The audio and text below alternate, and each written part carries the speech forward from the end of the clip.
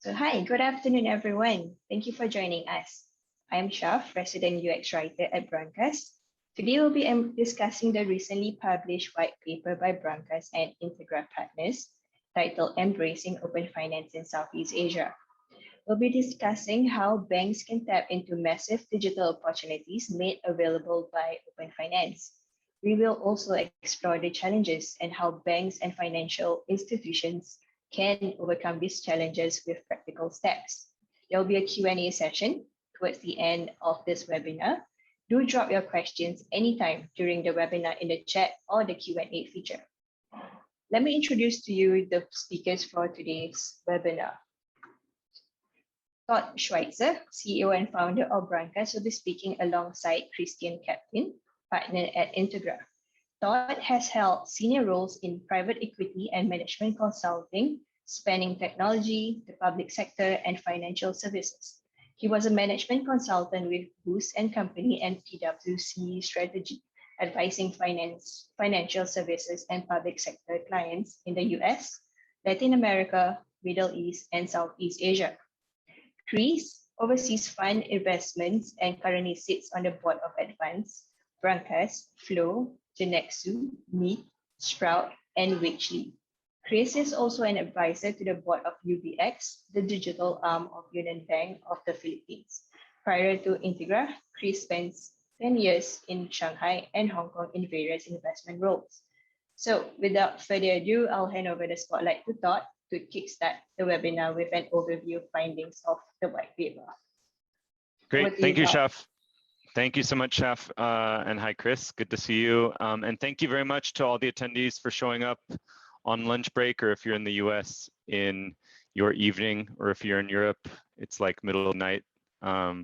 But very nice to have all of you here. I think the purpose of today's short session, number one, is to go through kind of a primer on open finance generally in Southeast Asia, look at a few of the trends, and look specifically at what are the commercial opportunities that open finance presents. What are some of the barriers today, some of the misconceptions? We'll also look at some of the case studies of what open banking and open finance looks like in Southeast Asia.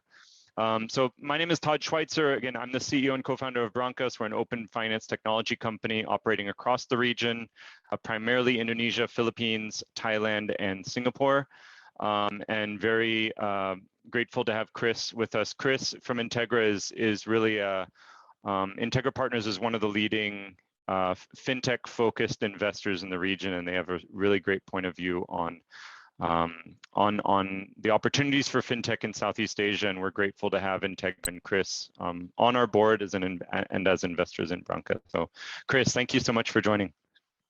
Thanks, Todd, and thanks everyone for dialing in. I would really encourage you, if you have any questions or comments, please put up your hand virtually or send a message in the chat, and we can address them as we go along. It'd be nice if it's interactive, and would love to learn from your experiences as well. Maybe Todd, do you want to get started and give a bit of a summary on the paper? Yeah, perfect. Thanks, Chris. Again, yeah, please ask questions along the way. This session is really for your benefit, right? Chris and I can talk all day about this stuff, but really it's to educate a bit and have a discussion about open finance. So I want to start with just some scene setting on what the current situation is today. And I think there's some fundamental kind of data that sets the scene here. So number one is banking customers, especially consumer and SME, are underserved in Southeast Asia, right? Indonesia and Philippines, we're talking about 45 to 50% banking penetration, and even of those, less than half of the banked population, or really 20%-ish of the entire adult population, is using online financial services, right? Vietnam's even lower than that. So you really have some disparity, and I think, well, we can editorialize later, but I think one of the key reasons why Southeast Asia banking customers are underserved is because there is the conventional wisdom, and there's a lot of truth to it, is that it's very high cost to serve the mass market consumer and small business populations, right?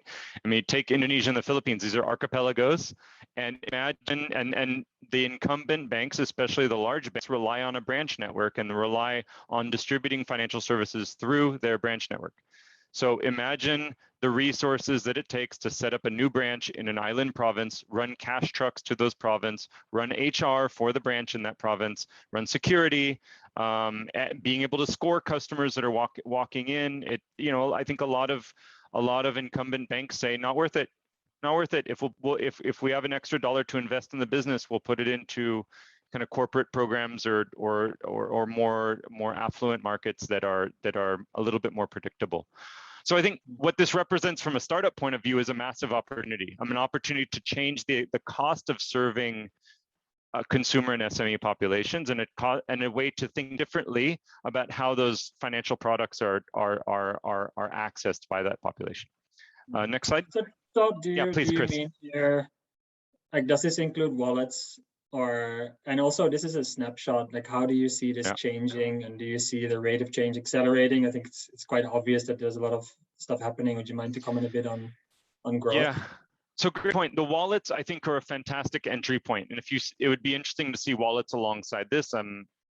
I also have to say that it's hard to know what the real stats are, because I think GCash in the Philippines will claim that they have 35 million accounts, something like that, right? But whether all those are active and whether those are overlapping multiple accounts from a single customer, I think are sometimes in question. Just FYI, so that's 35 million on a 100 million population, adults and children, right? No, so I do think that wallets are serving a piece of this, but wallets cannot. Wallets do not have a SWIFT code. Wallets do not generate interest. Wallets, only now are you seeing wallets provide transaction data to enable lending, right? GCash in the Philippines is doing a lot with GCredit. The Indonesian wallets are doing a lot with enabling buy now, pay later and some basic consumer finance. But I think it's a good point. Wallets are an entry point.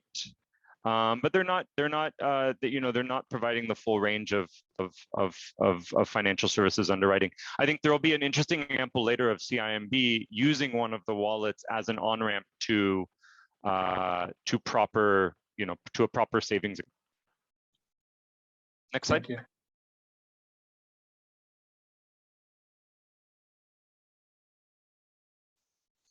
Yeah, so that's consumer. On the SME side, similarly underserved, right? So I think we know that there's a disproportionate share of GDP in Southeast Asia is driven by SME businesses, right? And there is a massive gap in credit, low cost, affordable, and accessible credit available to SMEs.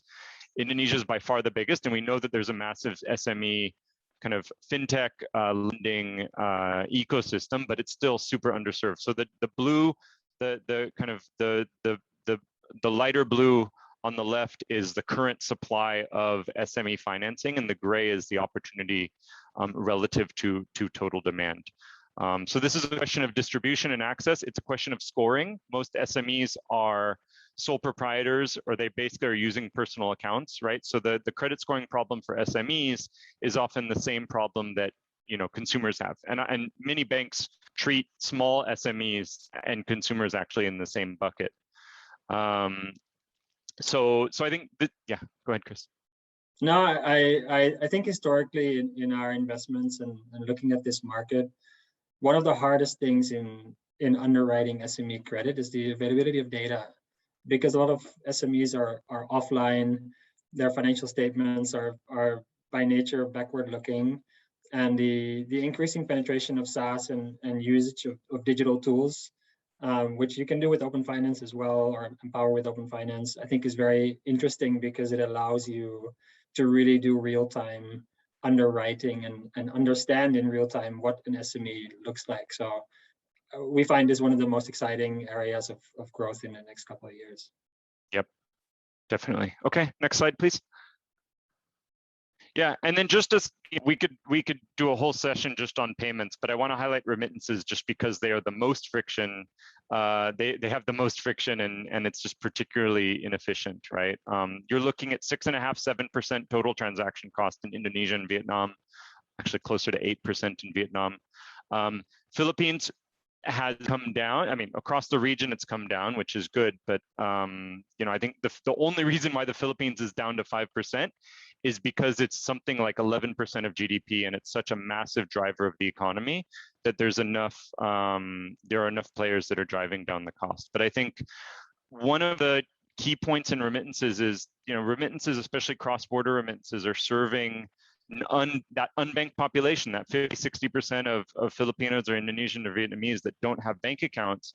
And so getting cash from Singapore or from Hong Kong or from the US into a provincial Philippines family involves 3, 4, 5 hops, and it involves going around the local payment system, right? And I think one thing that we will see that Open Finance is enabling is reducing the friction on the recipient end, so that the recipient can actually have a proper bank account and receive funds through the local payment rails. And I think right there you'd shave 2 or 3 points off of the total transaction cost. Yeah, and Todd, I think back to your point earlier about building branch networks in an archipelago, if you have digital money and if acceptance is widespread, then there's no need to build a branch because you can reach everybody digitally, and that should bring the cost of remittance down. And I think it's a huge opportunity for those banks that are willing to take that bet and offer that to the long tail of customers in their market. That's right. Okay, next slide. Yeah, so then big picture here. So why are we setting the scene? Because Open Finance actually seeks to address a lot of these inefficiencies that you're seeing, that the data is showing, right? So we talk about Open Finance because especially in Southeast Asia, and one of the questions came in, how many non-bank customers are served by wallets? That's why it's important to mention Open Finance, not open banking, because actually a lot of opportunities for kind of API-driven, API-based fintech financial services is actually not driven by banks. It's by wallets that are offering account opening or credit scoring. It's through insurance or remittance companies that are offering new ways to connect. But I think if just for the purposes of setting a definition, I think we define Open Finance as technology products and policies that enable customers to use financial services from third-party providers. So the one sort of takeaway on Open Finance is you're decoupling financial service providers from the point of access, right? The typical way that you access your bank account is through the bank branch, the bank mobile app, the bank web app, the bank's agent, if they have an agent network. Maybe the bank has a separate app for investment management or for brokerage. But the typical way that you access financial services is from a channel that the provider owns, right? Which is great in the early days, and and it makes sense that you start from that point. But what we're seeing now is for customer segments that are underserved, like SME and consumer populations, or groups like agricultural workers or cooperatives, it doesn't necessarily make sense for the bank to develop products directly to serve that population if they can provide the accounts and the payment rails and the data and the authentication and the licensing, and provide that to a third-party app that's designed their whole product and their whole business around serving that population, right? And so the banks can build a platform model to connect to customer groups that the typical bank, financial service provider commercial model wouldn't allow. So I think what Open Finance enables, and what we describe in the paper, and we'll show some examples in just a minute, in the real world, it changes the way financial products are developed, because you can actually integrate financial services APIs and embed that into a third-party product. It changes the way financial products are distributed, i.e. not through a branch or not through the bank's mobile app only. And it changes the way financial products are monetized. So you can actually start to think about subscription revenue, usage revenue, platform fees by making your customers available to third-party fintechs, right? And there's actually new types of business models, new types of revenue streams that are made available through open finance. Again, we'll show real-world examples of this and make it less academic. Next slide. So just a kind of a simple diagram, right? So traditional retail bank in particular, retail meaning kind of consumer and SME, is you have the bank, they're holding the licenses, they're holding the ledger that says that Chris has X amount of pesos or rupiah in his account. And then Chris accesses the bank products through the branch, through the mobile app, through the ATM, right? And the open banking model or open finance model, there is a bank involved that's the underlying financial service provider. But customers are accessing that bank's products through third-party apps, channels, partners of the bank that the bank chooses to make available. Todd, I take a slight issue with the graph here on the right, and whether it's asset management or insurance or banking, I think we as incumbents are very prone to put ourselves at the center of the universe. Which I think is a mistake, and it's really, the answer is that the customer should be in the middle of that concentric circle, and the line around it to me is like the open finance opportunities for banks. Like how do you empower your customer to transact in the digital ecosystem? And I think traditionally it has always been a one-to-one relationship, like you say, right? Like you go to your bank or even your account manager to ask about your mortgage or about an insurance plan or about a savings product. And now it's actually the owners of the large groups of consumers, which are typically technology companies, that are embedding those services directly in their customer-facing portal.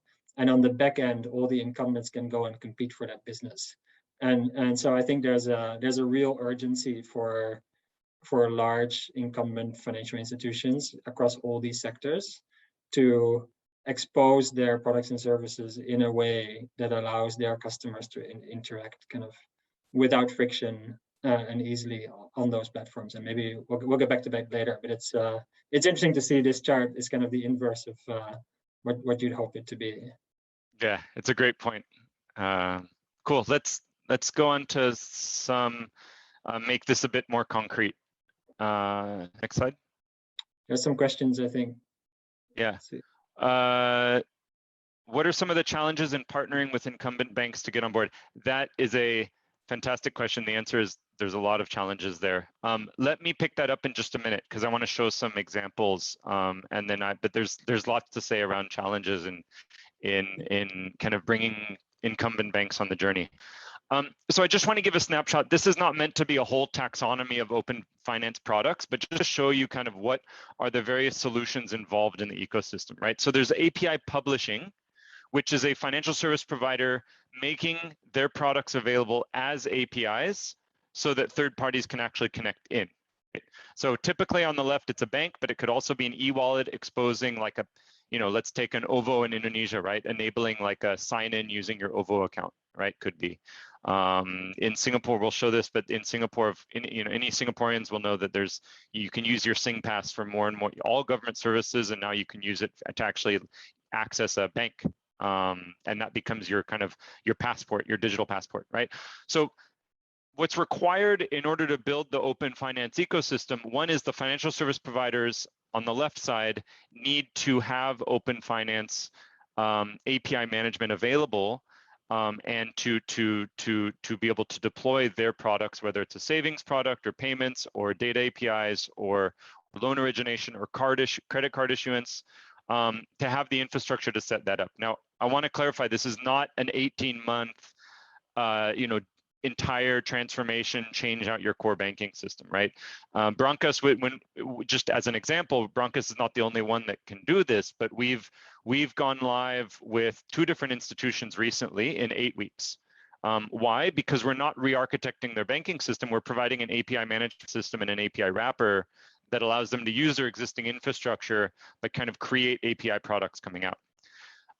On the demand side, or API aggregation products, so these are sort of the actual productized APIs that each of one can be charged, right? There can be a revenue stream attached to it on a monthly active user basis, on a per transaction basis.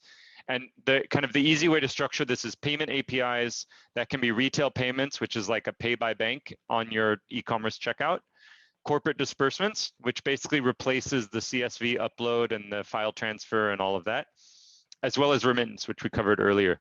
Data APIs for transaction and income. This could be the raw statement data, but it could also be a credit score, right? It could also be a credit score provided by the institution that they make available to selected partners, right? As well as identity verification. Now, in most of Southeast Asia, there is not a single identity database, and the banks in particular have an advantage here because they've already done KYC. They've already verified the identity of their customers, and they can actually monetize that as a product. Very few banks are doing that today. Some e-wallets are looking at this, I'm aware, but I mean, this is a tremendous opportunity, and I can tell you there's one fintech that comes to mind.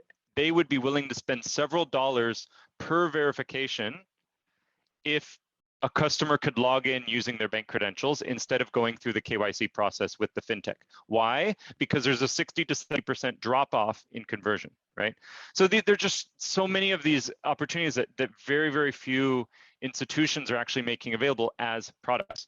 Right? So payment API, data API, and then product APIs. Product API is actually product origination available on third-party apps. So this is the beginning of the banking as a service, financial products as a service. So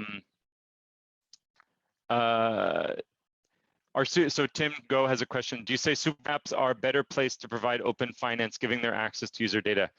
The thing about super apps is, so it's fascinating. So one of the benefits of super apps is they have the largest cohort of users in the region, right? I mean, how many tens of millions, hundreds of millions of users does Grab or Gojek or Ovo or GCash have, right? And they have data on those users, they've KYC'd those users. So I think in terms of distribution, they're super well placed. And I think in terms of demand for open finance products, they would expect to, if they're partnering with a financial service provider, they would expect to have that available through API. The only challenge I would say with the super apps is they're building their own financial services as well.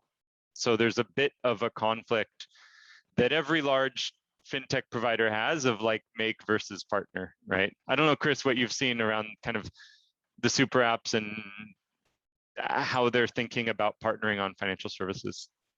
Yeah, no, I mean it's a really good question, and I think it goes to the heart of like corporate decision making and how that sometimes leads to the unfortunately wrong outcome. So like before a super app was really big, it was small, right? And when it's small, incumbents tend not to care too much about these. And this can be either just an e-commerce merchant or like a full-blown super app like GCash in the Philippines. So I think the trick for the bank is if you are directly connected to the national retail payment system, for example, and a merchant is not, you really have a product to offer to this merchant. But you have to be there on time. I think that's kind of the trick, right? Because once, like when Chubb did the deal with Grab was a pretty sizable company, and there were probably 15, 20 insurance companies lining up to partner. So then you cannot really negotiate anymore, and you're just a balance sheet provider in a way. So I think the engagement is early. On the data layer or on the regulatory layer, I think banks have real advantages over non-regulated apps, which is typically a very broad kind of suite of regulatory cover that they have for lending or for brokerage services or for retail wealth management or for insurance or together with an insurance partner. And I think these are coupled with the trust that you have from your customer. I think if people are willing to deposit $1,000 or $10,000 or $100,000 in your bank account, you have something that like almost no startup has, right? Which is the kind of implicit trust of the public that you will keep their money safe. And I think these are really big advantages that have value even to more mature super apps, and I think it's about finding a way to exploit that and to find the right hook to engage with them as a partner. And the reality is, like, the customer trust that we had like 20 years ago or like 50 years ago that our parents would talk about, it's gone, right? There's no loyalty, I think, from customers. They are on their mobile phone and they want something done, and they want it done quickly with no friction, and they will go to wherever kind of water flows the easiest. And I think that's kind of the guiding light that you have to use in developing your product. And if you're not able to compete there, then they will flow somewhere else. Yep. Thank you, Chris. Okay, I want to show let's show a few examples of what this looks like. Not trying to be comprehensive, not highlighting anyone in particular, but just to show a range of what open finance products are actually live in the real world today. So this is GCash. The last question, right? For sure. So so GCash, one of the largest e-wallets in the Philippines, they are not a bank. They're an e-wallet. They have limits on what customers can collect. They are, but they do care about having transaction throughput, having a large variety of services that their users can offer. And so they've partnered with CIMB Philippines. CIMB, I'm sure most people are aware, regional, very much a Southeast Asia wide bank. In the Philippines, they are mobile only. And they have partnered with GCash to offer a co-branded GSave account. And the user experience here is just tremendous, right? As a GCash user, I tap the Save Money button. I agree to share my identity details that I already shared with GCash, with CIMB. I fill out a couple more items around my identity and my some bank regulation compliance stuff that I need to fill out. And then that's it. And now I can access my savings account from GCash. In one tap, I can top up my CIMB account. There's data sharing between the two. And now CIMB has me as a customer, and now they can start upselling me credit products, higher value savings products, and the list goes on. And this is, at least what I've heard anecdotally, is this is the vast majority of CIMB's customer acquisition now.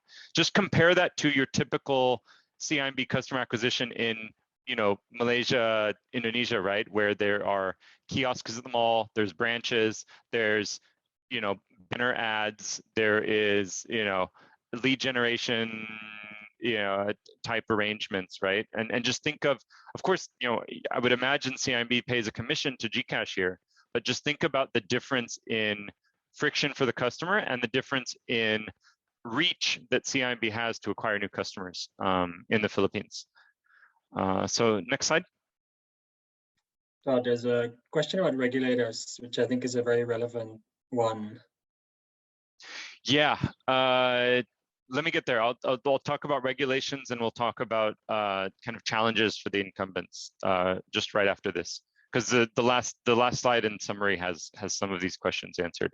So identity and authentication. So Singapore is one of the only examples of this in the region, but I think it's such a huge opportunity, frankly, because online identity is so not online across the region. So SingPass, for those of you who don't know, SingPass is sort of your government national ID, and it's the way you use to log into any government services. And so OCBC Bank now has a login with SingPass button integration, where basically you don't have to remember or create a separate login for OCBC. You don't have to fill out your personal details, repeatedly again. You can just use your SingPass mobile, tap approve, and get access to your OCBC account. So the equivalent here is, I'm sure all of us have used like login with Google, login with Facebook, or login with LinkedIn. Same technology, same sort of digital, kind of secure digital handshake. But it's happening in order so that the customer doesn't have to go through all of the typical, upload your ID, wiggle your head back and forth, enter your personal details, wait for verification. You can just bypass all of that by just OCBC relying on SingPass auth instead.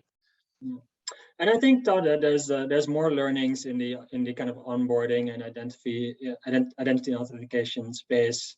And I think the crypto space actually has a lot of really good learnings for like how to risk weight your onboarding, where rather than asking for all the documents up front and then opening an account, which is what the traditional way of account opening in financial services is, you open an account and let people go into a dashboard or like send a very small transfer up to $10 or $50 if you just register with your mobile phone. And then if you want to do more, you submit some more documents, hopefully with something like SyncPass, or hopefully a bank will commercialize their identity database as a verification tool. And I think this kind of risk-weighted thinking is really important as a practical step for traditional players to onboard the longer tail, because like a social seller on Facebook in Indonesia, does he or she have like all the incorporation documents like completely done as a business? Probably not. Probably also doesn't care, right? So I think it's good to think about how you can onboard these users in a way that where you manage your risk and your compliance and legal is happy, but equally you're able to capture kind of the big players of the future and new markets. Yep. The e-wallets figured this out very early on, right? Where you can basically start transacting with a name, a phone number, a national, like an ID number, and a phone verification, and then you can. Yeah. It's like less than $20, but you can still get started today, right? And get a taste. No. Certainly. Okay, next slide. So this one is an example of actual loan product origination. So actually end-to-end applying for, getting approved for, and getting funded for an SME, a loan on a third-party app. So Tokopedia, if you don't know, largest e-commerce in Indonesia. It's a marketplace of mostly small merchants and customers. And so SME credit, i.e. like getting a line of credit that you can provide to merchants so that they can buy more products, is something that Tokopedia cares about, because the merchants want more inventory and they want low cost credit to buy that inventory. The customers don't want their merchants to be sold out of stuff, and Tokopedia wants more transactions. And so what I love about this example is you now have, Tokopedia has built an ecosystem of various lenders who offer SME credit on the Tokopedia merchant page. And the Tokopedia merchant, based on their transaction history, based on the volume they've done, based on certain customer satisfaction metrics, they get certain types of lenders make themselves available. The merchant can apply for, be approved for financing, and get funded into their Tokopedia wallet basically instantly. That varies provider to provider, but let's just say instantly. And what's so cool is you have, this is from a year or so ago, but even then you had 11 different lenders, and there is such a mix here. You have local banks, you have foreign banks, you have e-wallet. Ovo is an e-wallet that's now offering credit products, and you have traditional, like BFI Finance is like a traditional like motorcycle, secured lender, right? I mean, it's a very, very traditional secured vehicle financing company, and they're all competing to offer instant, and pretty low risk financing to Tokopedia merchants, because all of the data is right there for them to see. This is verified transaction history, verified sales volume, and it's and this becomes a fantastic way for them to offer a new loan origination. So just an example of what kind of new banking products can look like and how they're accessed. Next slide. Last example I want to show is Cebuana. Cebuana is a large remittance company in the Philippines, one of the leaders, and they've also recently launched they had a bank license, a small rural bank license, but it allows the basics for consumer banking. And they have been on a mission the last couple of years to be basically the first bank for kind of entry-level mass market basic savings for customers, and their promotion and their target market are really customers that have never had a bank account before. but they do trust Cebuana because they've been using Cebuana for generations to send and receive remittances. And now Cebuana is offering them their first bank account. Now, what I find interesting about this is, number one, they're pulling, they have an API architecture that allows them to pull from the remittance network, from the bank network, from third-party payment rails, from insurance, so they can offer micro insurance at like basically $1 personal accident cover, right? And it's bundling it into the eCebuana app that allows customers to receive remittances or send remittances, or just manage it as if it were a savings account. And frankly, I can imagine there's a bit of tension here internally, but what they're really saying is this cash out rail that subverts the typical bank, payment rail is going to go away sooner rather than later. And they're kind of getting ahead of that by offering, by getting their base of, tens of millions of remittance customers to open their first bank account and then to send and receive remittances through that bank account, right? And so I think this is a good example of old school, high friction remittance business, very profitable, I'm sure, looking ahead and saying, the party is going to be over sooner rather than later, and it's core to the business strategy to onboard their customers as newly banked population and introduce them to kind of digital first and lower cost ways of sending payments, accessing insurance, accessing credit, and other financial services. Okay, so last slide, and then I think there's a few questions. So why should financial institutions care about open finance? I think number one, it's about expanding access. So being able to profitably reach customers that the bank or the institution may have considered previously just too high cost to serve, right? And so there are some examples of that earlier. I think number two, providing new product offerings. So actually being able to bundle or unbundle or offer kind of products as an API service that's connected to a third-party app. This could be payments or SME financing or new types of credit products that are available. And customer experience. And Chris had the great point earlier that I think more and more, and thank goodness as banking consumers ourselves, like thank goodness that banks are now starting, financial service providers are thinking about how do we actually compete on customer experience.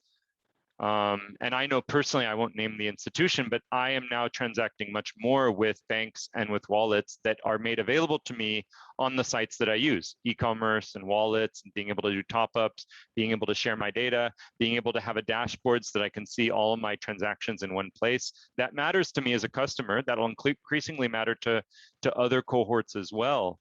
And increasingly, I think it'll become actually a competitive advantage or disadvantage for the institution.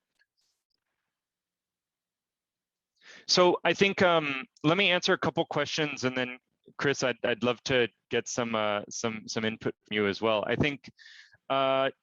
Challenges with the incumbent banks. It's a great question. I think challenge number one is there is a misconception that a bank needs to re-architect their whole system, and that this is part of some 2-year, $10 million core system transformation, and that's simply not true. We don't have to get into the technical details, but basically there is some great middleware and more modern architecture that allows the FI, the financial institution, to maintain their core system, even if it's on premise and is using an old mainframe server, or if the FI has done acquisitions and has multiple databases and multiple ledgers split across. That can all be wrapped up in an API management system that allows a bank to kind of wrap that around a single set of APIs that are accessible in a secure and a single way. And like I said earlier, I think we've been able to do that in about 8 weeks, right? And there's certainly others that have that ability as well. I think the other is I think there's some low-hanging fruit commercially. I think in the banks should give some thought towards how do we see open finance not as a threat, not as an infrastructure cost that we have to do over the next 2 years, but actually as a new revenue generating product opportunity, right? I think that for me, at least my perception is the low hanging fruit there is retail payments. So enabling your FI to do a pay by bank, right? Or pay by whatever at point of sale, or for top up to an e-wallet, or enabling social commerce sellers like the Facebook and Instagram sellers to accept your bank as a payment method inside Viber, inside Facebook Messenger, inside WhatsApp, right? And increasingly there's technologies that enable that. I think the other is account opening. So enabling account opening so that customers can start a relationship with your bank or with your company, with your institution, without needing to visit a branch, send in paperwork, triplicate, wait for long processing time, and actually rely on fintech partners to do the onboarding on your behalf. And they'll want to, and in many cases, it's their business to focus on a particular customer cohort and onboard them. They might as well onboard your customer to a bank account or a insurance product or a line of credit, or whatever it is. I think the other thing, Chris. Yeah, go ahead, Chris. Yeah, I think there are some practical tips here and some hurdles to take for a lot of financial institutions. And traditionally, if you look at transaction banking, there will be, for example, a minimum deposit, or there will be a rule that that the director or shareholder needs to be at least 21 years of age, or there will be a rule that you cannot be from a certain sector. Like e-commerce, strangely still with many banks is a forbidden sector to deal with.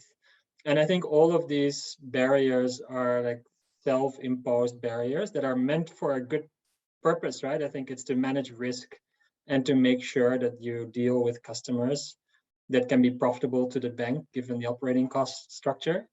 But in essence, you are shutting out probably some of the most promising future customers. And I think it takes like a head of transaction banking with the support really at management level to come up with a structure where you say like, hey, let's set up a small team that is our fintech group, and all the usual KPIs don't really apply. No need for a minimum balance. We can do digital account opening just to have a single KPI, which is empower as many payment transactions or API calls from the bank, or whatever the velocity number is that works best, and start with that. Because I think it can be very overwhelming to think of like, a whole new API layer, like exposing our data to the public. It's a lot of steps to take to get comfortable with that. But I think this payments KPI in transaction banking is a very practical one, and actually very easy to manage risk and to manage as a business process. So that seems to me like a very good starting point for a transaction bank. And your point, Chris, on the organizational challenges, I think is dead on too. I've seen good examples and I've seen bad examples of this. So a good example would be a proper fintech business unit that, as you say, is incentivized to drive API-based product usage, and you can put a P&L on that, right? You can say, look, like, your goal is to get revenue through our API pipes and become the bank for fintechs, right? A bad example, which is unfortunately all too common the case, is a digital banking head who's responsible for the API products in conflict with the retail head, because the retail head sees this as any new account opened through the digital bank is a loss against my KPI, which is driving new retail account openings through the branch network, right? So there's some real kind of personality KPIs like among the exec team that need to be sorted out, right? And they're kind of the understanding, for example, that onboarding a customer digitally should be a good thing for the bank, and there should not be a stakeholder in the bank that sees that as a strike against their bonus at the end of the year. It sounds a bit laughable, but this is real world situation today. Or a transaction banking. I do think, of course, the payment API should be sitting within transaction banking, but the transaction banking team all needs to understand that this is good for the unit and not necessarily competitive in driving business away from boss A to boss B. It happens. It happens, unfortunately. And so there's a bit of the organizational jujitsu that's required, or actually decisioning really on and restructuring to ensure that the fintech products are given the attention they deserve. Licensing requirements. So actually, I have a very experience with regulators across the region. Just FYI, if you're not aware, the Bank Indonesia, the Central Bank of Indonesia, on yesterday or Tuesday, I think it was, just had a full private, but among the whole banking industry, and Brankas was invited as well. We're grateful for that. The central bank governor announced a new payment initiative. So number one, they announced that they're implementing real-time payments cross-border between Indonesia and Thailand. And number two, they're implementing a new payment standard, basically to enable faster and more efficient interbank, so bank-to-bank domestic transfers. And there's going to be a whole new set of technologies for that. So that's great. My general comment on, and this is true for Indonesia, Vietnam, Philippines, to some degree Thailand, it's good for the industry because it's actually being driven bottom up by the industry. There is some top-down requirements around, of course, data security and how you capture consent, how you're managing customer credentials, what's required in order to initiate a payment through API. These are good rules in place that protect the customer. But overall, I think if I were to super generalize, I would say that the view among the central banks and the securities regulators and the consumer finance regulators are create sort of the boundaries and say within these boundaries, the industry is free to innovate as long as they keep us updated. And the BSP in the Philippines has a test and learn sandbox. The Bank Indonesia and OJK, the securities regulator, both have regulatory sandboxes where basically you're kind of launching a product and you have kind of close supervision, but still allowed to proceed with the regulator. And I think so it's good. It's an industry-led model with the regulator playing referee, which I think, unlike, for example, Europe, which was a top-down mandate, and India, which is a top-down mandate for payments and identity. And these are not bad. I think the India model is phenomenal and has been tremendously successful. I just don't see the political willpower yet to push down on a controversial mandate like that. Which means it's good. It means good for the startup industry, good for FIs that are a little bit more forward-thinking. But licensing requirements, to Puranjay's question, licensing requirements are non-existent. There are no, speaking generally, there are no account information service provider, payment initiation service provider licenses that exist yet. Sometimes they kind of force fit payment API providers into a payment gateway license. In Philippines, we've had to get, actually proactively, we sought out registration with the National Privacy Commission, but there are not open finance licenses per se. And Todd, I think it's important to note that when you transact, say, a retail payment using an open finance provider like Brankas, no money actually passes through the open finance provider's bank account or wallet, or it's not an intermediated payment, right? Which kind of goes to the heart of why it's different from, say, a payment service provider or that's right, any traditional payments business, because you're not actually handling the customer money. You're merely facilitating the pipes for two counterparties to transact with each other in the most kind of frictionless and the most cost-effective and real-time way, which I think is that's right. That's the key point to understand as to why kind of this is an exciting place for growth, because it just takes out the entire middle stack between two transacting parties, right? Yep. Oh, great point. I want to answer I'll answer the digital banks question, and then I'm going to throw the CBDC question and also kind of the crypto open finance coming together. I'll throw that over to you. So Tim Go is asking about digital banks vis-a-vis open finance. It's a great question. I think the way we think about digital banks is they have the least friction when it comes to adopting open finance, because they're built digital first, because they're not building a branch network.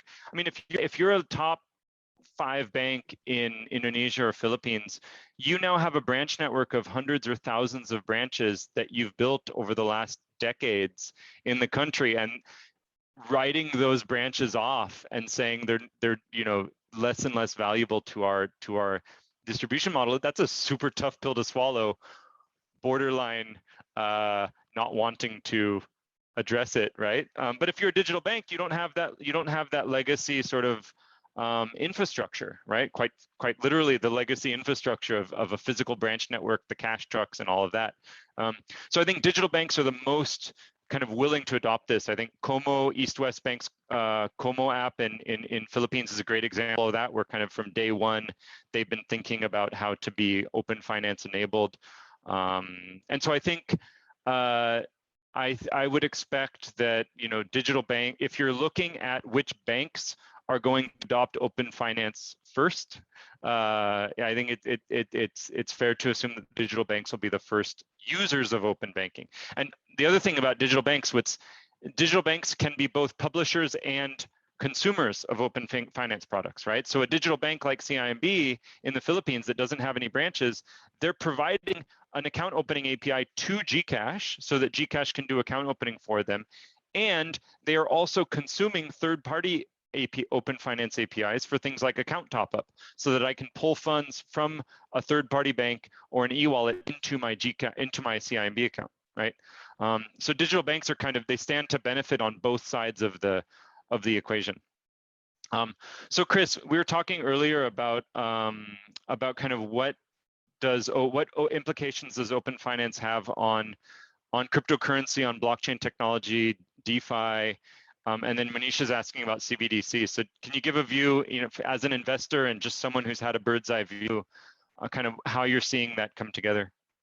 Yeah, sure. I mean, I think this is the preamble to a future webinar, because there's a lot to kind of uncover and discuss, as it's a big topic. I mean, CBDC, I think is many things, and predominantly, I think any non-US country developing CBDC, in particular China, is an attempt to control kind of what's happening in the virtual land that is crypto, but probably more importantly, it's trying to take away from the United States their control over global money flows, right? Because if you take away all the layers and you go to the heart of like global money flows, it is really very much US dollar based in whichever country you are, in whichever sector you are, especially obviously in cross-border situations. So China's aggressive move into CBDC, I think, has two main purposes. One is obviously to control with full transparency and full insight, kind of all transactions that are happening, controlled by the central government. And two, it's a move to kind of insert China's own settlement currency into global trade in and out of China, which is a fascinating area, and I think lots will happen there. On a kind of slightly more micro level, I think in like an open finance application in crypto is really kind of the bridges between fiat and crypto that are being built across markets. And Philippines, I think, is a fascinating place right now with all the play to earn happening with YGG and others. And there are various kind of companies that are starting specifically local currency stable coins or fiat on ramps, fiat off ramps, to empower kind of the average Filipino or Indonesian to interact between those two worlds, which I think we will see a lot of investment activity over the next kind of 12 months or so. Yeah. But the hard thing is in crypto investing, the normal rules don't apply. So it also requires some creative thinking on behalf of incumbents like ourselves as traditional VC funds. And let me so let me follow up as a fintech investor, how are you seeing your portfolio companies using or participating in open finance, whether that's crypto or insurance or wealth management startups, and kind of what are the kind of version 2.0 open finance use cases in Southeast Asia? Yeah, yeah. I mean, our mission really is to invest in companies that achieve kind of two goals. One is, either you provide more access to a customer base that you couldn't reach, or underbanked, like you mentioned a couple of times, is a really good kind of long tail, whether it's on the SME or on the consumer side. And affordability, which is like, how do you bring down the cost for provisioning services, and open finance is a great tool for that. There's two ways to invest. One is really like at the infrastructure level, which is guys like you, right, who are building really plumbing networks to empower this for both supply and demand side, whether you're a bank or an insurance company or a wallet on the supply side, or on the demand side, whether you're an e-commerce merchant or an offline store or a Cebuana network or whoever you are. And then not on the infrastructure side, but on the application side, we have portfolio companies that are embedding payments or lending or KYC as a service, or onboarding new customers in banks or for credit cards or for whatever financial products. And it's just pervasive everywhere. And I think the objective is like, how do I take away all of the friction for my customer? Because ultimately that's what everybody wants, right? And we believe that customers are smart, and whether they're an SME or a consumer, they'll flow to wherever it's easiest. And I think direct API connectivity, whether it's for payments or identification or for lending underwriting or for onboarding, are all really good ways to take friction out of the journey for your customer. And I think that's the big opportunity. If you're a bank and you see digital commerce is growing at a rate of, I don't know, 3, 5, 10x of GDP growth, and that will continue to be the case over the next 10, 20 years, I suspect, COVID or no COVID. So I think it's a huge opportunity to pursue. And for banks, I think with your regulatory cover, with your existing customer base, with your brand, and with the trust of your existing customers, like you can build a really big business around open finance. Yeah, certainly, and that definitely matches what we're seeing. It's pretty early still. Great, we're at the top of the hour. I'm sure people have other things to get to. Thank you so much for joining. Chris, great to chat with you, and really appreciate the time and the interest from the attendees. Please contact us if you have additional questions. We'd be happy to do more of these. If there's specific topics, we could go deeper elsewhere. But thank you so much for the time. Have a great rest of the day and great rest of the week. Take care, everyone. Thank you, Todd, and thanks, everyone.